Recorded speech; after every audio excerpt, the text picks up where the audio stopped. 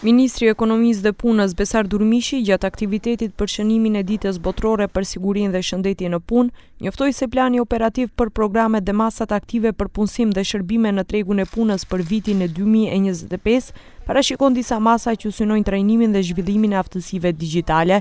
Ndërto përfshihen trajnime për aftësitë e avancuara në IT për specialistë e inteligjencës artificiale, specialistë e rrjeteve kompjuterike, si dhe trajnime në marketing digital dhe teknologji moderne të bazuara në inteligjencën artificiale, me qëllim që punëtorët të fitojnë njohuri dhe aftësi në këto fusha. Si Ministri i Ekonomisë dhe Punës, i cili ka kompetencën dhe rolin për të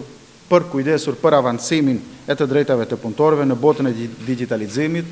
nuk guxojmë të harrojmë punëtorinë që duhet të përfshihet në çdo ndryshim të çdo zhvillimi teknologjik. Duhet jemi të vetëdijshëm para se si ndryshimet teknologjike ndikojnë në shëndetin fizik dhe mental të punëtorëve. Jasmina Çallovska, kryetaria e Këshillit Punë e Sigurt dhe Shëndetshme në epokën digjitale, thotë se digitalizimi i kësaj epoke mund të sjellë edhe prishjen e marrëdhënieve ndërpersonale, sidomos për ata persona të cilët punojnë nga shtëpia. Ajo shtoi se patjetër e kanë të bëjnë fushat me njoftimin e punës digjitale me qëllim të sigurisë së punëtorëve. Новите технологии не значат и подобрени услови за работа. Работниците кои што секојдневно се соочуваат со различни дигитални платформи, работат со алгоритми, тие работат под постојан притисок, работат под стрес, недоволна транспарентност, чувство на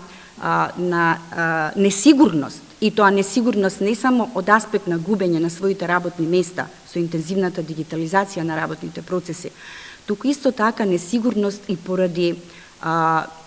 gubjenja na međučovječkite odnose. Megjithatë, në këtë epokë digjitale, siç u njoftua, Ministria do të punojë për të rritur ndërgjegjësimin, për të inkurajuar debate dhe diskutime rreth rëndësisë së sigurisë dhe shëndetit në punë.